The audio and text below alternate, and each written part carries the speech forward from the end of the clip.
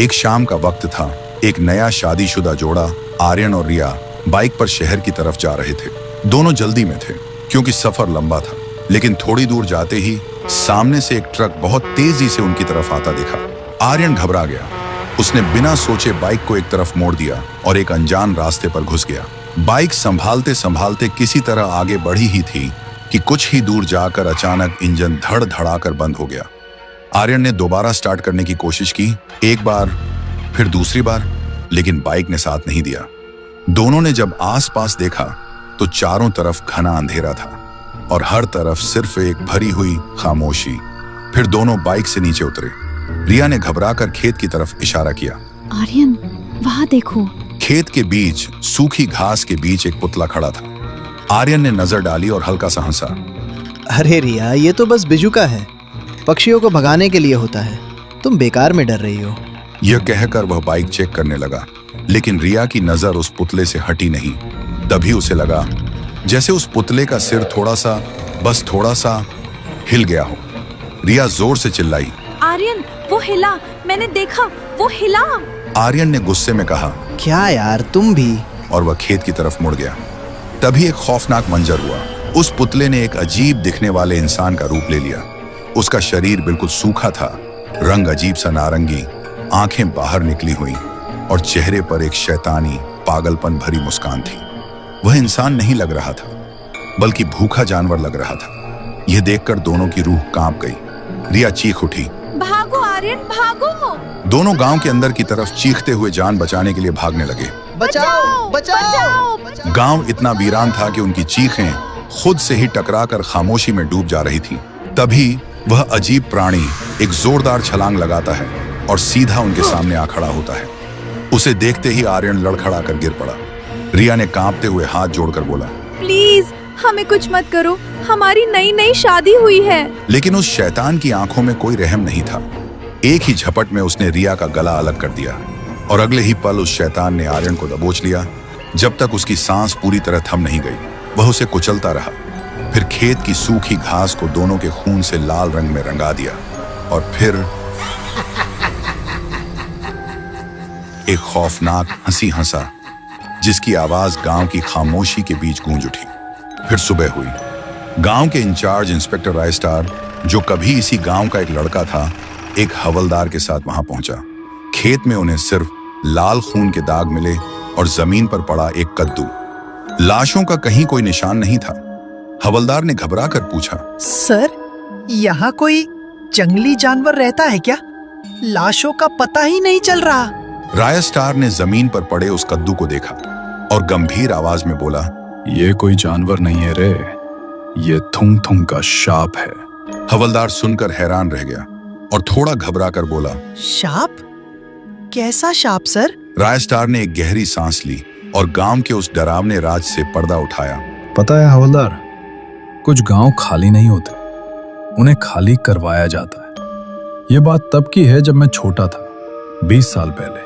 सुखापुर एक भरा पूरा और खुशहाल गांव था। इन खेतों में हरियाली थी, लेकिन फिर गांव पर एक मनहूस साया पड़ गया। लगातार 2 साल तक बारिश नहीं हुई। जमीन सूख कर पत्थर हो गई, फसलें जलने लगी और लोग भूख से मरने लगे। सबने बारिश के लिए भगवान से दुआ की, लेकिन इसी गांव में एक किसान था, थुंग थुंग। वो किसान के साथ साथ एक तांत्रिक भी था। थुंग थुंग अपनी फसल को लेकर पागल था। उसने कहा था, अगर आसमान पानी नहीं देगा तो मैं जमीन को खून पिलाऊंगा। इसलिए उसने काला जादू शुरू किया। पहले उसने गांव के जानवरों की बलि दी, लेकिन जब उससे भी काम नहीं बना तो वो रात के अंधेरे में लोगों के घरों में चुपके से घुसने लगा और मासूम बच्चों को उठा ले जाता था। फिर बच्चों को मारकर उनका खून अपने खेत में डालता था और सुबह होते ही घर घर से बस चीखने की आवाज आने लगती थी। माँ बाप अपने बच्चों को ढूंढते रहे, लेकिन उनको बस सिर्फ खाली गोद मिलते थे। तब पूरे गांव में हंगामा मच गया था। किसी को समझ नहीं आया था बच्चे गायब कैसे हो रहे हैं, लेकिन ये सिलसिला रुकने का नाम नहीं ले रहा था। लगातार हर दिन कोई ना कोई बच्चा गायब हो रहा था। फिर एक रात लगभग 2 बजे गांव का एक आदमी कहीं जा रहा था। तभी उसे एक घर से एक बच्ची के रोने की आवाज सुनाई दी। वो चौंक गया, सोचने लगा। यहाँ तो कोई नहीं रहता, फिर ये बच्चे के रोने की आवाज कैसे? फिर वो चुपचाप उस घर के अंदर घुसा और जो उसने देखा उसकी रूह कांप गई। थुंग थुंग एक बच्ची को मारने ही वाला था। तभी उस आदमी की नजर एक कोने में पड़े डंडे पर पड़ी। उसने डंडा उठाया और सीधा थुंग थुंग के सिर पर मारा। थुंग थुंग जमीन पर गिर पड़ा। फिर सुबह उस आदमी ने गांव वालों को पूरा सच बता दिया। सच सुनते ही गांव वाले भड़क उठे। उन्हें यकीन भी हो गया था, क्योंकि थुंग थुंग अपनी फसल के लिए कुछ भी कर सकता था। इससे पहले भी बारिश के लिए सबके सामने वो जानवरों की बलि करवा चुका था। इसलिए सबने फैसला लिया, इसे दर्दनाक मौत मिलना चाहिए। हाँ, दर्दनाक मौत। इसे मत छोड़ो। इसे भी दर्दनाक मौत मिलनी चाहिए। फिर गांव वालों ने थुंग थुंग को उसके ही खेत में लकड़ी के खंभे पर बांध दिया। उन्हें लगा धूप और प्यास से वो तड़प तड़प कर मर जाएगा। लेकिन मरते मरते थुंग थुंग ने एक शाप दिया था। तुम सब ने आज मुझे धूप में सड़ने के लिए टांगा है, लेकिन याद रखना, जिसे तुम सब ने सूखने के लिए छोड़ा है, वही एक दिन तुम्हारा खून पीकर अपनी प्यास बुझाएगा। कोई जिंदा नहीं बचेगा। फिर थुंग थुंग मर गया और उसकी आत्मा वहीं एक बिजुके में कैद हो गई। लेकिन जब सुबह गांव वाले वापस आए तो उन्होंने देखा उसका शरीर पूरी तरह सूख चुका था और नारंगी रंग का हो गया था। और फिर गांव वालों ने उस लाश को नदी में बहा दिया। लेकिन हवलदार, कहानी यहां खत्म नहीं हुई। थुंग थुंग के मरने के कुछ ही दिन बाद गांव में अजीब घटनाएं शुरू हो गईं। एक रात रामू काका, जो गांव के सबसे पुराने किसान थे, अपनी भैंस ढूंढते हुए उस श्रापित खेत के पास आ गए। खेत में गहरा सन्नाटा था, लेकिन रामू काका ने देखा खेत के बीच में खड़ा वो बिजुका अपनी जगह से गायब था। रामू काका ने मन में सोचा, अरे यहाँ तो पुतला खड़ा था, कहाँ गया? तभी उन्हें सूखी घास पर चलने की आवाज सुनाई दी। रामू काका डरते हुए पीछे मुड़कर देखते हैं, वहां थुंग थुंग खड़ा था। उसे देखकर रामू काका डर के मारे कांपने लगे। लेकिन अगले ही पल थुंग थुंग ने अपने सूखे नारंगी हाथ से रामू काका को बीच से फाड़ दिया।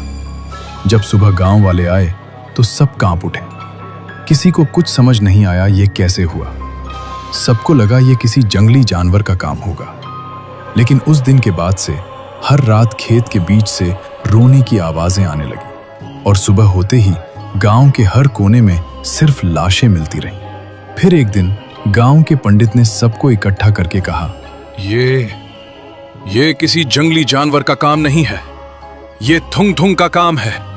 वो पिशाच बनकर वापस आ चुका है। हमें ये गांव छोड़ना पड़ेगा, वरना एक एक करके हम सब मिट जाएंगे। उसी दिन से लोगों ने सुखापुर छोड़ दिया और धीरे धीरे ये गांव एक श्मशान बन गया। हवलदार ने डरते हुए कहा, सर, तो वो पुतला अब कहाँ है? यह सुनकर रायस्टार ने खेत की तरफ देखा ही था कि तभी उसकी जीप के पीछे से एक अजीब सी हंसी की आवाज आई। रायस्टार जीप के पीछे देखता है। पीछे वही नारंगी रंग का बड़ी बड़ी आंखों वाला इंसान खड़ा था और अगले ही पल वह रायस्टार पर झपट पड़ता है और सब अंधेरा छा जाता है। तभी एक आवाज गूंजती है, बेटा कितना सोएगा? दोपहर के 12 बज गए। जैसे ही अंधेरा हटता है, रायस्टार होश में आता है। वह समझ जाता है कि वह सिर्फ एक सपना देख रहा था। घबराकर वह उठता है और बाहर निकलकर देखता है। सब कुछ ठीक था, गांव में हलचल थी। यह सब देखकर रायस्टार को थोड़ा सुकून मिलता है। रायस्टार ने खुद को तसल्ली दी कि सब ठीक है, पर उसके कानों में वह हंसी अभी भी गूंज रही थी।